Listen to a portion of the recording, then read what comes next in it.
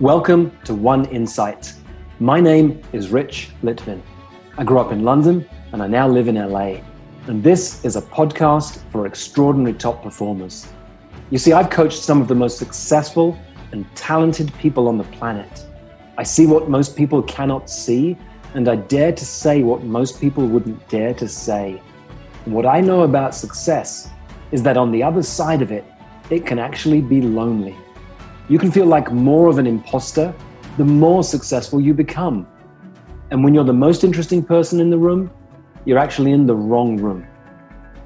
I coach around insight. Life looks one way, something happens, the world looks different, and your entire world changes. It can happen in an instant. And this podcast is called One Insight because a single insight can change everything. Well, this is an interesting episode of a podcast, to be sure. I didn't ever imagine I'd be writing or speaking this into the world. And I have no choice but to call this episode the worst night of my life ever. Because this is what happened the other day. Monique and I took the kids away. 8 months of lockdown. Life was just too intense being in one place, and we found a nice home in Joshua Tree near the national park here in California, and we drove for 2.5 hours. We needed a few nights away. It had been almost 8 months of barely leaving the house. And on the first night there, just before bedtime, I took a medication and was tucking the kids in to bed and starting to read them a bedtime story. Everything felt fine and normal, and then something began to change inside of me. I just didn't feel very good. And I lay down next to Monique in the bed, and I didn't want to worry her, but after a few more minutes, something began to feel seriously wrong. My vision was confused, and my arms and legs started to twitch and move, and I couldn't stop them. I couldn't speak very clearly either. And then my face started making these involuntary movements and twitching too. I was seriously scared. And I was scared enough that I asked Monique to call 911. And then after that, it got really blurry. I remember the paramedics coming to the house. I remember them putting me on a gurney and wheeling me into an ambulance. And I was strapped in. I wasn't tied in, but these 3 seatbelts strapping me in. And then in the ambulance, I remember seeing my reflection in the window of the ambulance. But I couldn't really respond very well to the paramedics' questions. All I remember is seeing my arms and legs twitching uncontrollably and thinking, oh my God, this is a horrible way to die. And I still had a bit of sense of humor because I remember thinking, I really should have finished my book because now it's too late. It just felt horrible to not really have control of my mind or my body. You know, I've just finished an article that I really am proud of. It's called Rich's Rules. It's a manifesto for life. And I was thinking, well, that really, really sucks. It would have been great to have that as a legacy. And now no one's even going to know I've written it. I got into the hospital and the doctor started trying to interview me for the hospital intake, but I couldn't really speak by now. My mind got the answers to his questions, but my mouth wouldn't work.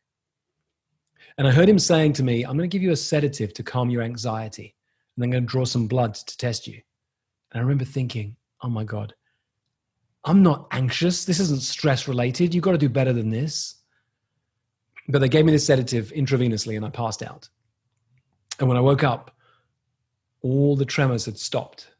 I felt exhausted, but I could speak again. I remember talking to the nurse and I was incredulous. The blood tests were all fine. And about an hour later, they checked me out of the hospital. It's 3 a.m. and I feel awful. I have to ask Monique to come and she had to wake up the kids, drive to the hospital at 3 a.m, take me home. And then when we got back, I was afraid to close my eyes because I was scared to sleep. I couldn't process what had happened to me. Eventually, I passed out because I was exhausted. When I woke up, everything was carrying on like normal. Monique was making breakfast for the kids were playing, they were throwing Lego at one another. It was like nothing had changed. Yet inside me, everything had changed. Now, when I look back, I don't think I'd really been near to death that night before. Even in my confused state, I could see the doctor wasn't worried. But I've never had my body be that out of control before. And at the time, it felt like I was somehow witnessing the end of my life. Even though maybe I'm not physically dying, I thought, oh my God, maybe I'm having a mental breakdown. And I remember being terrified.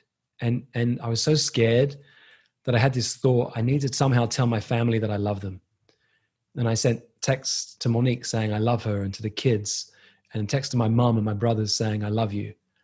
It was a little bit embarrassing the next day, but at least if I had passed away, they'd have known that I loved them. I looked it up. I used Google and discovered that apparently what I experienced was an adverse drug event. That's what it's called. And when I Googled that and I found out a bit more about it, I'm not alone.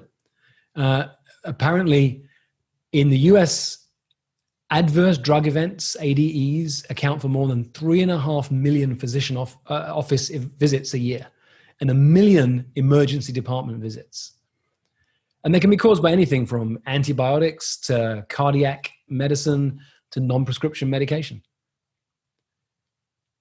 What happened to me a couple of days ago was hands down the scariest experience ever in my life. I'm still trying to process it. It still feels like a bit of like a dream night now. It's hard to really bring myself back into it. I just strain to remember it. It's hard to imagine. I was taken to a hospital, strapped into a bed. And I'm a coach. I'm really good at extracting distinctions and reframing dark moments into learning opportunities, but I'm not there yet. All I have right now is a lot of gratitude. I'm grateful to be alive. I'm grateful to the medical staff. I'm grateful to the doctor, to the nurses, to the paramedics. And I'm more appreciative of my family and my friends than ever before.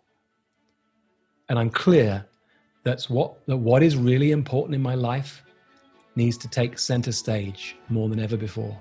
There are some things I've been a yes to that I now have to be a no to make the really important yeses be a hell yes. Thanks for listening. This was an intense one. For most of human history, it wasn't called coaching, it was called leadership. And it's what I love to do, to coach people, to lead people, and to mess with people's thinking. If you'd like more of this, or if you'd like to learn more about our community of extraordinary top performers, go to richlitvin.com/oneinsight.